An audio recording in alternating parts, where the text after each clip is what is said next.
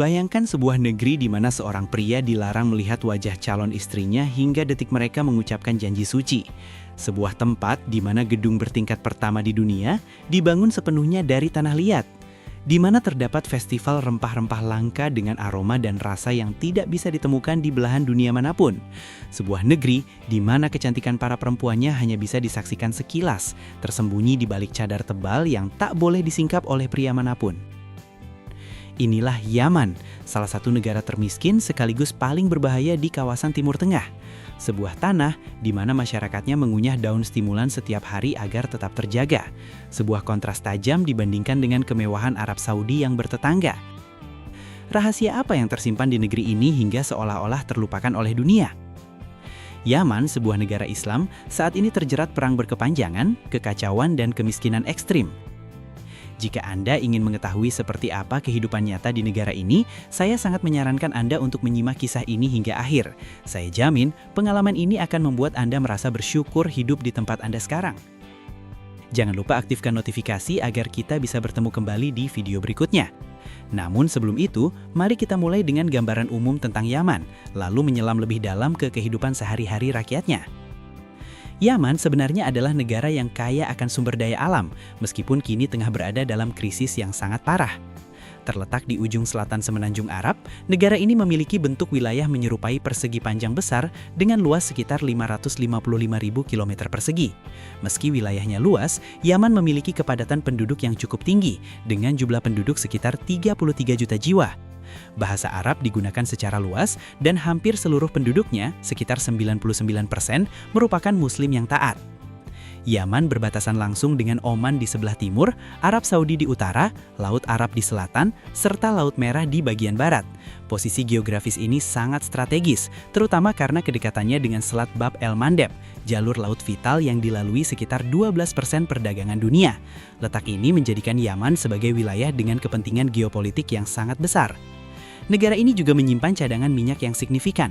Minyak bisa diekstraksi langsung dari daratan dan lapisan batuan di wilayah Yaman. Namun, seperti banyak negara kaya minyak lainnya di Timur Tengah dan Afrika, Yaman gagal mengelola kekayaan tersebut dengan baik. Akibatnya, ekonomi negara ini tetap tertinggal jauh dari potensi sebenarnya, sebuah ironi pahit. Bahkan di negeri yang kaya minyak, bahan bakar di SPBU justru harus diimpor dari negara tetangga seperti Oman karena minimnya fasilitas pengolahan dan penyulingan domestik. Ini adalah potret nyata dari sistem ekonomi yang lumpuh dan tata kelola yang buruk. Dengan garis pantai yang panjang dan hamparan gurun dan pegunungan yang luas, Yaman sejatinya memiliki potensi pariwisata luar biasa. Pantai-pantai perawan di Laut Arab dan Laut Merah, bukit pasir emas, serta pegunungan batu yang dramatis bisa dengan mudah menjadi daya tarik global. Namun konflik internal yang tak kunjung usai telah menghancurkan peluang tersebut. Hingga kini Yaman praktis tertutup bagi wisatawan. Kekerasan dan instabilitas terus berlangsung tanpa tanda akan berakhir, sementara penerbangan ke negara ini nyaris mustahil dilakukan. Kondisi ini berdampak langsung pada kehidupan rakyatnya. Lebih dari 80% penduduk Yaman membutuhkan bantuan kemanusiaan mendesak, dan lebih dari 60% hidup dengan penghasilan kurang dari $1 AS per hari. Perserikatan Bangsa-Bangsa telah menetapkan Yaman sebagai krisis kemanusiaan terburuk di dunia. Jutaan orang mengungsi, kekurangan makanan, air bersih, dan layanan dasar untuk bertahan hidup. Sejarah Yaman sendiri dipenuhi konflik dan tragedi. Sekitar 2 abad lalu, wilayah ini berada di bawah Kekaisaran Ottoman, meskipun kekuasaannya tidak pernah benar-benar stabil. Pada pertengahan abad ke-19, Inggris mulai ikut campur, memicu pemberontakan yang membantu bangsa Arab melepaskan diri dari dominasi Ottoman. Setelah Perang Dunia Pertama berakhir, Yaman resmi keluar dari kekuasaan kekaisaran tersebut.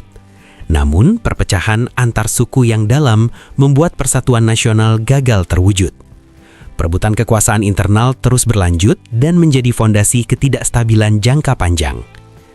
Pada tahun 2011, gelombang Arab Spring mengguncang Yaman dan menyeret negara ini ke dalam krisis politik besar. Pemerintahan runtuh, dan sejak saat itu Yaman terjebak dalam pusaran kekacauan, korupsi, serta konflik tanpa solusi yang jelas. Harapan masyarakat akan perubahan tak pernah benar-benar terwujud, karena tidak munculnya pemimpin kuat yang mampu memulihkan keadaan. Situasi ini membuka jalan bagi campur tangan kekuatan internasional seperti Inggris dan PBB.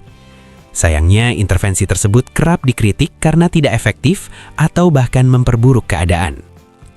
Perang saudara yang meletus pada tahun 2014 mengubah Yaman menjadi salah satu negara paling berbahaya di dunia.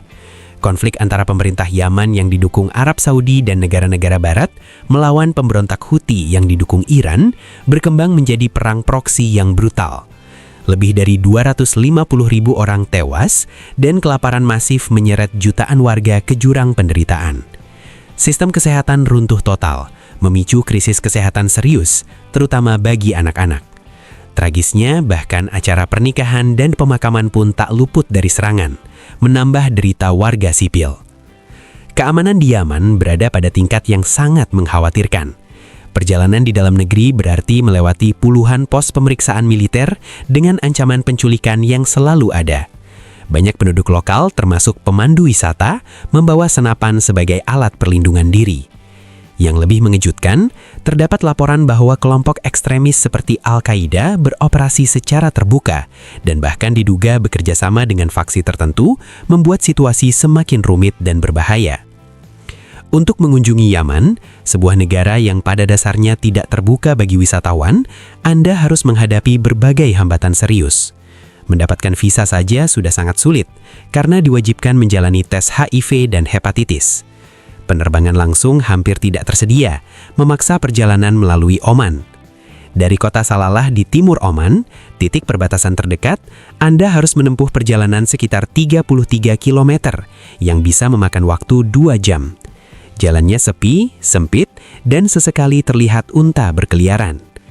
Di perbatasan Yaman, tentara asing akan menghentikan dan menginterogasi Anda, memperingatkan tentang bahaya yang mengintai. Namun setelah proses singkat, masuk ke negara ini relatif mudah karena pengawasan perbatasan yang minim. Perlu dicatat bahwa masuk dari arah Arab Saudi hampir mustahil karena wilayah tersebut sangat tidak stabil.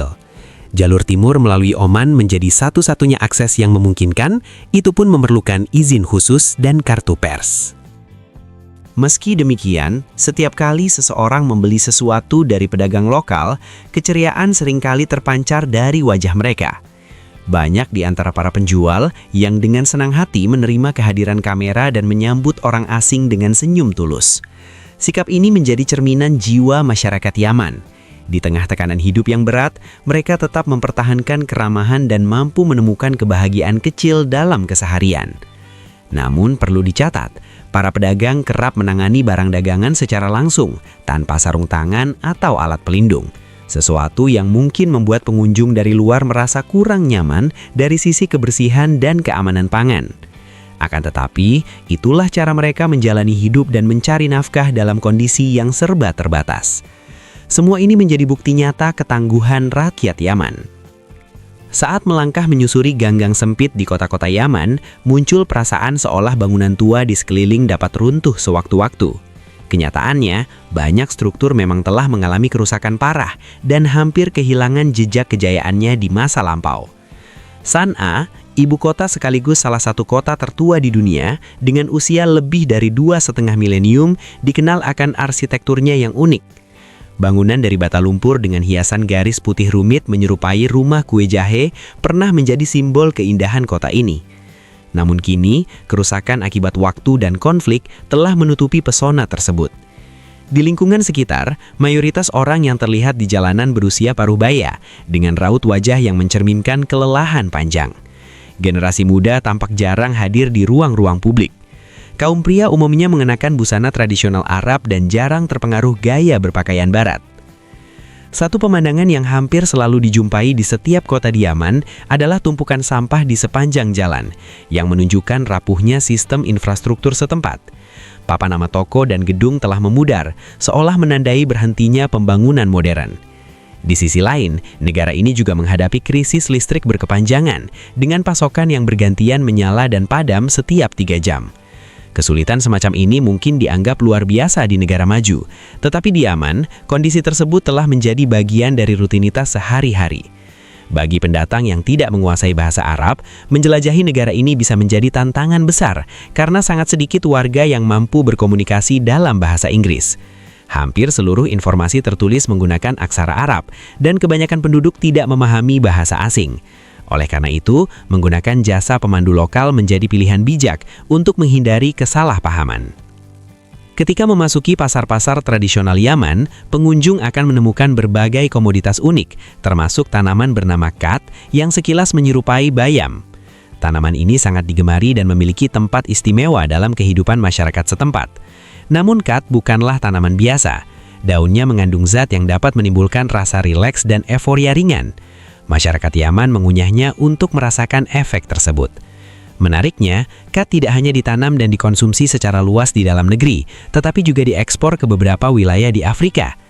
Di sekitar pasar khat, sering terlihat orang-orang bergerak lamban dan tampak seolah berada dalam kondisi kesadaran yang berbeda.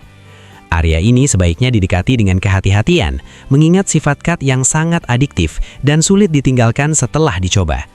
Tak jarang orang-orang mengantri panjang untuk membelinya. Meski kondisi hidup di Yaman sangat berat, penggunaan khat yang meluas dan nilai budayanya yang kuat menunjukkan betapa tanaman ini telah menyatu dalam kehidupan sehari-hari. Mengunyah khat menjadi ritual rutin dan sarana berkumpul, di mana orang-orang duduk berjam-jam untuk berbincang sambil menikmati daun tersebut. Namun budidaya khat juga menimbulkan masalah serius karena bersaing dengan tanaman pangan dalam penggunaan air dan lahan, sehingga memperparah krisis ketahanan pangan di negara yang sudah berada dalam kondisi rentan. Yaman terletak di kawasan gurun yang luas, namun menyimpan keindahan yang kasar dan tidak biasa.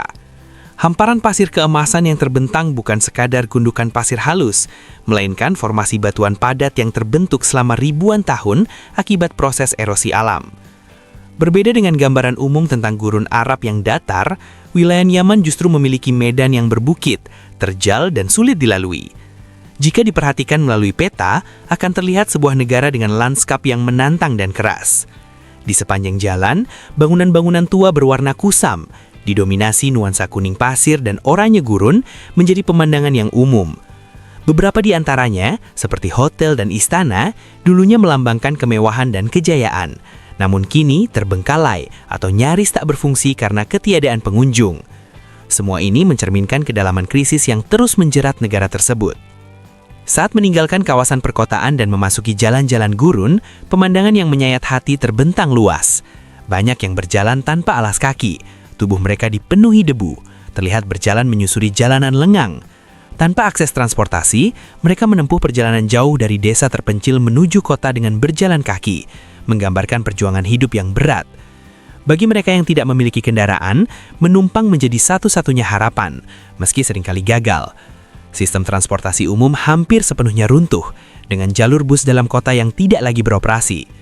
Kendaraan pribadi yang masih ada seringkali dalam kondisi rusak dan nyaris tidak layak jalan. Dalam tatanan sosial Yaman, di sisi lain masyarakatnya sangat patriarkal, di mana perempuan jarang terlihat di ruang terbuka, dan sebagian besar aktivitas mereka terbatas di ranah domestik saja. Mereka umumnya tidak diizinkan mengemudi atau bekerja, serta harus ditemani wali laki-laki setiap kali keluar. Kondisi ini membuat interaksi antara perempuan Yaman dan pria asing menjadi sangat terbatas. Yaman saat ini tengah menghadapi salah satu krisis terbesarnya, yakni korupsi yang merajalela. Para politisi tidak lagi mengabdi pada kepentingan bangsa, melainkan hanya memikirkan kelangsungan hidup dan keuntungan pribadi mereka. Sumber daya negara dieksploitasi, minyak sebagai salah satu kekayaan utama Yaman dijual, dan hasilnya dialihkan ke rekening pribadi di negara-negara barat. Sementara itu, rakyat Yaman harus bertahan dalam kehidupan yang serba sulit. Bahkan bahan bakar yang dijual di SPBU setempat pun harus diimpor dari Oman, sebuah ironi bagi negara yang kaya minyak. Bersamaan dengan praktik korupsi, ketiadaan pemerintahan yang solid serta minimnya persatuan di tengah masyarakat semakin menyeret Yaman ke jurang kekacauan. Banyak warga hidup terisolasi, aksi penjarahan terjadi di berbagai tempat, dan sejumlah kota ditinggalkan setelah dilanda kekerasan. Bagi masyarakat di sini, yang terpenting hanyalah bisa makan. Mayoritas keluarga Yaman memiliki 6 hingga 7 anak. Walaupun kondisi ekonomi sangat terbatas, banyak pria tetap menginginkan keturunan dalam jumlah besar, meski seringkali tidak sanggup memenuhi kebutuhan mereka. Mereka tumbuh dalam kemiskinan, dan kebahagiaan terbesar mereka seringkali hanya datang saat menerima hadiah dari orang asing atau ketika bermain sepak bola, satu-satunya olahraga yang memberi mereka rasa bahagia. Fakta pahit lainnya adalah sekitar 40% penduduk Yaman berusia di bawah 15 tahun, sebuah gambaran yang mengkhawatirkan bagi masa depan generasi berikutnya. Meski demikian, masyarakat Yaman dikenal akan keramahannya, rasa ingin tahu yang tinggi, dan ketulusan hati mereka. Terlepas dari penderitaan yang mereka alami, mereka tetap dengan senang hati berbagi makanan dan menerima tamu di rumah mereka. Jika Anda diundang untuk makan bersama keluarga setempat, Anda akan melihat mereka duduk di lantai menikmati hidangan sederhana seperti khos, roti pipih khas Yaman, dan salta, semur hangat yang mengenyangkan. Mereka tidak pernah ragu untuk menawarkan apapun yang mereka miliki, meskipun jumlahnya sangat terbatas. Keunikan lain dari masyarakat Yaman terletak pada cara pandang mereka terhadap usia dan hal-hal materi. Banyak dari mereka tidak mengetahui usia atau tanggal lahir secara pasti dan tidak merayakan ulang tahun. Ketika ditanya tentang usia, jawaban yang sering terdengar adalah "saya tidak tahu" atau "saya seusia dengan Anda". Hal ini menunjukkan bahwa angka dan pencapaian pribadi bukanlah hal yang utama, berbeda dengan budaya yang umum di dunia barat.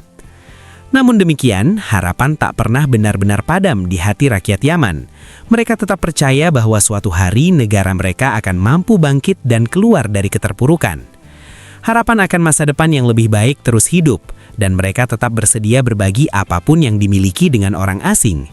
Meski begitu, tantangan besar masih membentang di depan.